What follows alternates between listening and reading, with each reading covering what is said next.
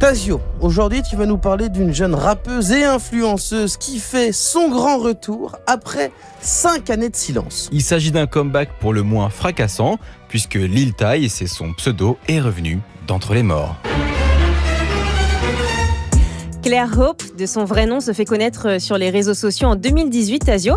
Et à cette époque, elle dit avoir 9 ans et devient une enfant star. Sur Instagram, la jeune fille publiait avec la complicité de son grand frère des photos dans des gros gamos ou avec des grosses liasses de billets à la main. Elle est d'origine sino-canadienne et vient d'une famille assez aisée, son père étant avocat et sa mère agente immobilière. Mais ce qui va faire exploser Lil Tay, c'est pas vraiment ses photos, ce sont surtout ses vidéos dans lesquelles on la voit continuer à flex tout en sortant un tas d'insanités. I'm only 9 years old, but I'm richer than all y'all broke-ass haters. This female kitchen is bigger than your whole entire living room, and I got 4 more houses. Ce personnage qui dit n'importe quoi fait rire les gens parce qu'on ne s'attend pas à entendre ce genre de choses dans la bouche d'une enfant et c'est ce qui était peut-être juste à la base un délire avec son frère, et ça devient un business. C'est d'ailleurs son grand frère Jason Tian qui voit le bon filon et devient plus ou moins son agence, l'âge directeur artistique, et très vite c'est sous sa supervision qu'elle se met à sortir des morceaux de rap qui fonctionnent plutôt bien en vrai.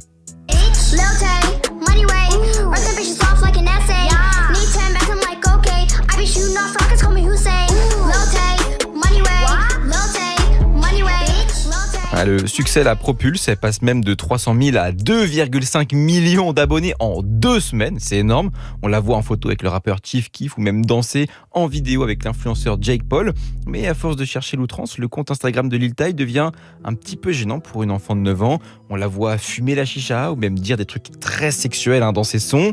Mais le plus gros scandale qui éclatera, ce sera à la suite d'une vidéo leakée où on la voit réciter des paroles racistes à la demande de son grand frère. Bon, tout ça, ça plaît pas du tout à son père qui est divorcé de sa mère et il veut que le compte de sa fille s'arrête. Alors depuis 2018, c'est le silence total sur les réseaux de Lil Tay jusqu'à cet été, Tazio.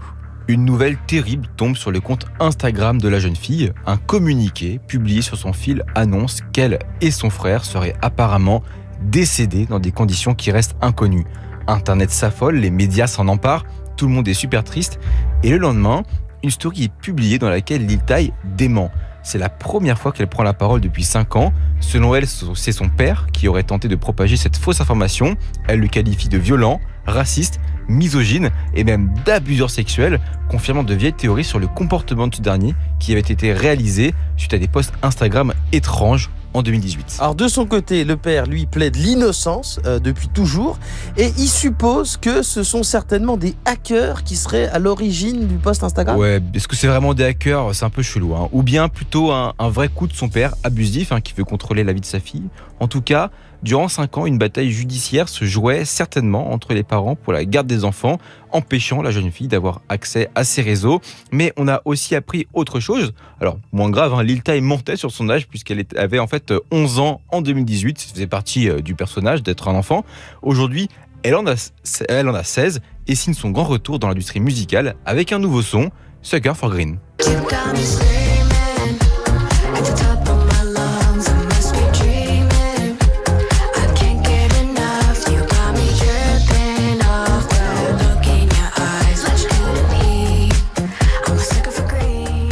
Alors dans ce clip publié il y a 2 jours, la jeune Lil Tay a bien grandi. Elle a pris, je pense, quelques centimètres et ça se voit bien.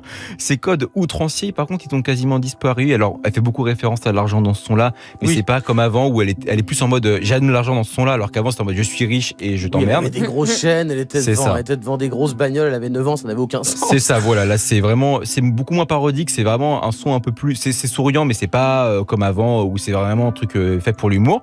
Et on sent que le produit, par contre, il est très bien calibré pour fonctionner puisqu'il utilise tous les codes pour percer sur TikTok, la chorégraphie, etc., les petits passages qui pourront être repris sous forme de petits mèmes et tout potentiellement. Et figurez-vous que la stratégie elle a bien marché puisque le son c'est numéro 1 des tendances YouTube monde.